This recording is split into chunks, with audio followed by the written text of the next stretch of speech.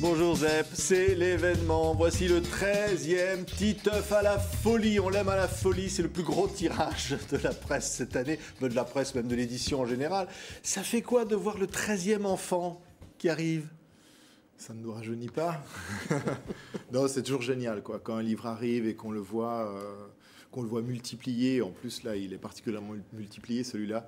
Moi, j'adore me balader dans les librairies, voir mes albums, voir les gens qui sont en train de les feuilleter, regarder un peu les réactions. C'est du bonheur. Il y a de nouvelles générations d'enfants qui découvrent Titeuf. Oui, parce que le dernier album est sorti il y a 4 ans, donc... Effectivement, les plus jeunes lecteurs de Titeuf ont peut-être 7 ans, 8 ans. Donc, sur le précédent album, ils n'étaient pas encore en âge de lire. Et alors, dans le dossier de presse, il écrit qu'on peut lire Titeuf jusqu'à 88 ans. Exactement, hein ? Ouais, c'est ce qui a été. Alors, on peut faire une petite tolérance pour jusqu'à 100 ans, je pense. Pourquoi Parce pas. qu'en fait, il y a double niveau de lecture. Pour les adultes aussi. Ouais, il y en a. Je ne sais même pas si on dit un double niveau de lecture, mais en fait, il y a autant de niveaux de lecture que de personnes. C'est ça la magie du livre, c'est que 10 personnes qui lisent un livre vont le lire 10 fois différemment et elles vont s'arrêter à d'autres endroits, ralentir, accélérer, s'amuser de choses différentes. Mais ce qui me touche toujours quand je parle avec des lecteurs de Titeuf, c'est que j'ai l'impression que quand ils lisent Titeuf, ils sont Titeuf, ils ont l'âge de Titeuf. Moi j'ai l'impression de l'être quand je le fais, mais j'ai l'impression que les gens qui le lisent deviennent aussi Titeuf, donc on s'en fout un peu qu'ils aient 7 ans ou qu'ils aient 75 ans. Alors voici donc le nouveau Titeuf. Il y a un nouveau personnage féminin qui arrive comme ça. Elle vient d'un pays mystérieux, réfugiée. Titeuf, ça l'intéresse beaucoup, hein. Ça l'intrigue, elle arrive d'un pays d'Afrique, on ne dit pas lequel parce que ça peut être beaucoup de pays, mais on peut imaginer que c'est le Rwanda. Et donc elle a fui son pays parce que c'est la guerre. Elle s'est retrouvée, comme les gens qui fuient la guerre, parquée dans un camp à la frontière de son pays. Et puis elle a eu la chance, si on peut dire, de pouvoir sortir de ce camp et d'arriver en France. Et elle arrive dans la classe de Titeuf.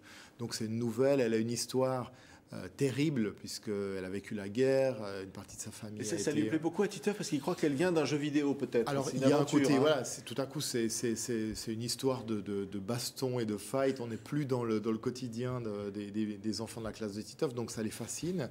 Et puis en plus, il y a quelque chose qui excite un peu le côté petit mec de Titeuf. Il se dit, cette fille, elle a souffert, elle a traversé des choses terribles. Je suis un homme, je vais la protéger. Sauf qu'il a 2 têtes de moins qu'elle. Alors, s'il essaie de la porter dans ses bras, il a du mal, quoi. Ouais. C'est plutôt elle qui pourrait le faire. Évidemment, c'est toute la vie, le monde qui rentre dans ses dessins. Évidemment, la tolérance, l'humanité du personnage. On y parle aussi de harcèlement sexuel. C'est-à-dire tous les sujets peuvent être abordés, hein.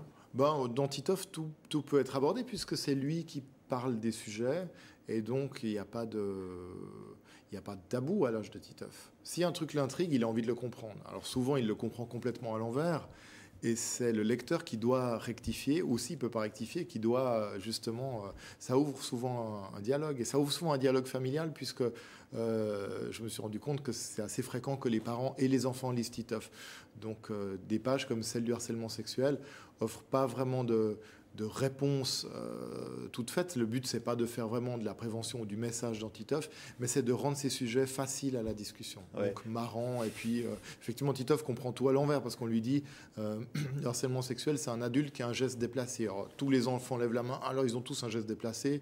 L'infirmière qui fait une piqûre, ceux qui les obligent à se laver les dents. Enfin, alors, elle dit non, il faut que ce soit un geste déplacé, mais lié au corps. Alors, ils comprennent encore moins. Enfin, c'est toujours cette espèce d'ellipse, on essaye de dire sans faire peur, et pour finir, les enfants sont perdus.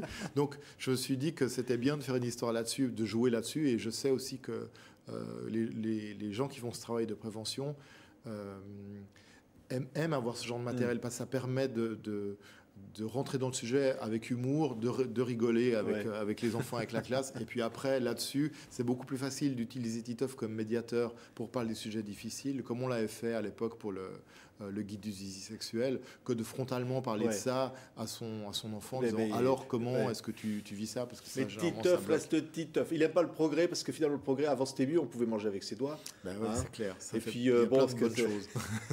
Par contre, quand il s'agit d'aller dans la piscine pour voir les gens qui plongent et qui perdent leur maillot, ils risquent de se prendre des baleines sur la tête. Non, il traverse quand même des choses. Une aventure. Sa vie est pleine d'aventures. Ouais. Il va même jusqu'à perdre son zizi. C'est horrible. Oui.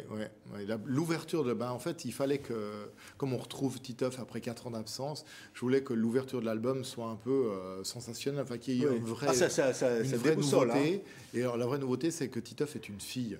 C'est Titeufette. C'est Titeufette. Titeuf n'a plus une mèche, mais il a 2 couettes. Sa petite sœur est devenue un petit frère. Et Nadia est devenue Nadio. Donc tout est à l'envers. Les filles sont les garçons. Il se rend compte que finalement c'est pareil. Ouais. Il se rend compte que c'est pas si, les filles sont pas si différentes. Non. Il y a que le zizi qui fait la différence. Voilà, dans cet album, il fait un gros progrès par rapport aux filles Titeuf. Oui. Oui, il change un peu son regard parce que depuis des années, son lien avec les filles. C'est Nadia. Et Nadia, franchement, voilà, leur histoire, elle n'est pas géniale. Lui, il va chaque fois dire à Nadia qu'il est amoureux d'elle. Elle lui colle une baffe. Donc, on ne pouvait pas continuer comme ça éternellement. Là, tout à coup, il s'aperçoit que les filles, non, il y a quand même des choses qui sont comme les garçons. Tout n'est pas complètement extraterrestre. Et puis, il s'intéresse pour la première fois à une fille qui s'intéresse aussi à lui. Donc, il y a un début d'histoire amoureuse qui se passe. Et j'avais envie j'avais envie de faire vivre un truc sympa à mon personnage après toutes ces années. Et puis j'avais envie de dessiner le sentiment amoureux. Qu'est-ce qui se passe quand on est amoureux? Souvent, quand on est enfant, ces premiers émois, ils sont hyper importants et marquants pour le reste de la vie. Et c'est dur de mettre des mots dessus. Et je trouve que c'est plus facile de mettre des dessins que de mettre des mots. Parce que jusqu'ici, il disait plutôt que finalement s'embrasser, c'est assez dégoûtant quand même. Hein. Ouais, alors je pense qu'il continue à trouver que c'est assez dégoûtant.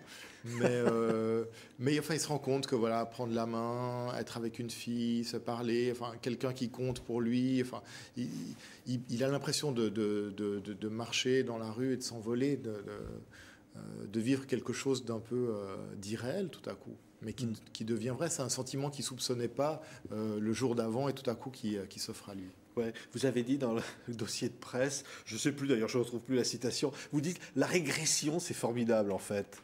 C'est bon de régresser. C'est bon. En tout cas, pour faire Titeuf, il faut régresser, bien sûr. Il faut revenir aux crottes de nez. Pas que, mais aussi, ouais, bien sûr. Ouais. Ça fait partie, mais c'est jubilatoire, les gags de crotte de nez. Moi, j'aime beaucoup. Mais j'aime beaucoup parce que quand j'écris Titeuf, je régresse et je redeviens Titeuf. Oui. Et c'était aussi la volonté de départ dans Titeuf. Je voulais pas faire une bande dessinée d'un adulte qui parle de l'enfance de sa hauteur d'adulte, mais au contraire redevenir un gamin avec le plaisir potage d'un enfant et écrire ces histoires-là. Et ce qui est beau, c'est de dire finalement, comme sa vie n'est pas très géniale, il va en faire une aventure. Ça vaut pour tout le monde, ça, finalement. On peut tous faire de la vie une aventure. C'est une belle profession de foi, ouais. C'est ça. En tout cas, Titeuf met beaucoup d'énergie à le faire. C'est souvent une aventure catastrophique pour lui, mais c'est une aventure en tout cas. Merci Zep.